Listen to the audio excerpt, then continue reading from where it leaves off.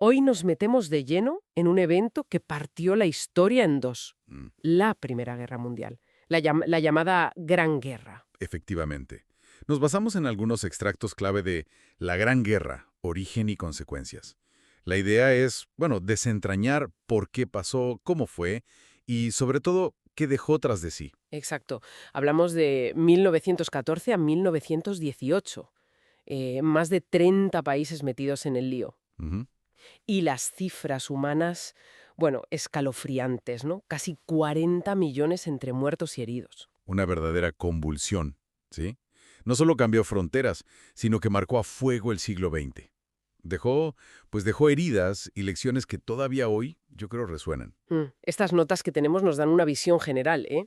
Bastante útil para entender algo tan complejo. Vale, pues vamos a desgranar esto. La cosa no explotó por un solo motivo, ¿verdad? Era como un polvorín acumulado. Exacto, no fue una sola causa. Las fuentes señalan, por un lado, un nacionalismo muy bélico, muy intenso, casi febril, sobre todo en los Balcanes, ¿no? Ajá, Luego el imperialismo, esa competencia brutal entre potencias europeas por las colonias. claro, una carrera desenfrenada. También el militarismo, mucha inversión en armas y esa idea de que la guerra era una solución válida, casi inevitable. Sí, una confianza excesiva en lo militar. Y, por supuesto, el sistema de alianzas, esa red que dividía Europa, la Entente, Francia, Reino Unido, Rusia, contra las potencias centrales, Alemania, Austria-Hungría, el Imperio Otomano. Y fíjate, lo interesante es cómo esas alianzas, que se suponía que eran para disuadir, para Ujú. mantener la paz, Claro, al final funcionaron como una correa de transmisión. Una vez que se activó una pieza, arrastró a todas las demás. Hizo la escalada casi automática. una trampa, sí, una trampa perfecta, sí. Convirtió una crisis local bueno, en un incendio mundial. Y aquí es donde todo se acelera. El detonante.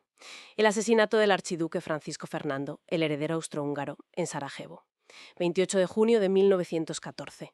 Un nacionalista serbio. Eso es, la chispa. Y a partir de ahí una cascada. Ultimátums, movilizaciones, declaraciones de guerra. En poco más de un mes, Europa estaba en llamas. Pero la guerra que vino, no se pareció en nada a lo que esperaban.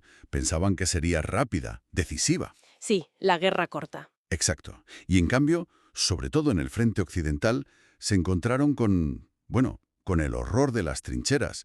Kilómetros y kilómetros de barro, alambre de espino, muerte constante. Las descripciones son terribles. Si las fuentes hablan de condiciones, indescriptibles. Un paisaje lunar donde ni las ratas querían vivir, decía un testimonio. Uf. El frente oriental fue más móvil, pero igual de sangriento. Y luego la tecnología. Las ametralladoras, la artillería pesada, el gas venenoso, los primeros tanques, los aviones. Todo eso multiplicó la letalidad de una forma, exponencial. Y, como decías, no fue solo una guerra europea. Se implicó el Imperio Otomano con las potencias centrales, y eso abrió un frente enorme en Oriente Medio. Claro. Japón entró contra Alemania en Asia para quitarles sus colonias. Ujú. Y miles de soldados de las colonias, de África, de India, del Caribe, luchando y muriendo por las metropóliques que los dominaban. Fue global de verdad. Y un punto de inflexión clave, sin duda, fue la entrada de Estados Unidos en 1917. Sí. Se unieron a la Entente. La guerra submarina alemana, que atacaba barcos neutrales, y el famoso telegrama Zimmermann, aquella propuesta a México para aliarse contra EU, Increíble. fueron determinantes. Y eso sí que cambió el equilibrio. El chorro de recursos, de tropas frescas americanas, fue fundamental para romper el punto muerto. Así que para 1918 la situación de las potencias centrales era insostenible, ¿no? Totalmente. Agotamiento total. En Alemania había hambre, revueltas. El frente interno se deshacía. Ya. Y Austria-Hungría y el Imperio Otomano estaban, en plena desintegración. Y llegó el armisticio, el 11 de noviembre de 1918, a las 11 de la mañana. La 11ª hora del 11º día del 11º mes. Se hizo el silencio. Sí, el fin de las hostilidades. Pero luego vino la paz. La paz impuesta.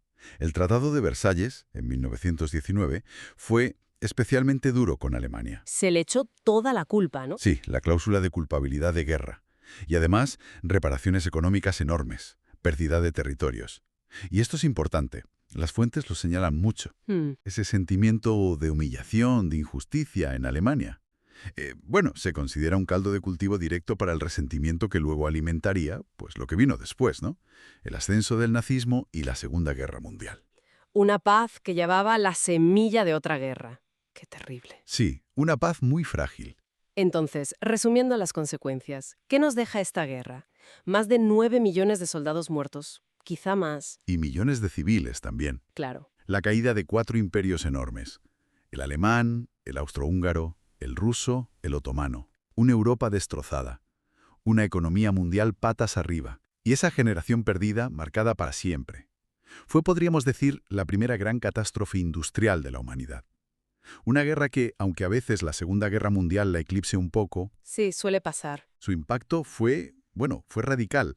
Transformó la forma de hacer la guerra, la política internacional, las sociedades, todo. Una escala y una transformación que redibujaron el mapa del mundo, como dicen las fuentes, dejando cicatrices que aún se notan. Y quizá, para terminar, una reflexión que sugieren estos análisis, la forma en que se deshicieron esos imperios, como el otomano, por ejemplo, Ajá. trazando fronteras nuevas en sitios como Oriente Medio, a veces sin tener muy en cuenta las realidades locales, étnicas, históricas. Claro. Con escuadra y cartabón. Exacto. Pues eso plantó directamente algunas de las semillas de la inestabilidad y los conflictos que vemos todavía hoy en esas regiones. Más de un siglo después. Un eco larguísimo. Un eco de aquella guerra que de alguna manera pues aún no se ha apagado del todo.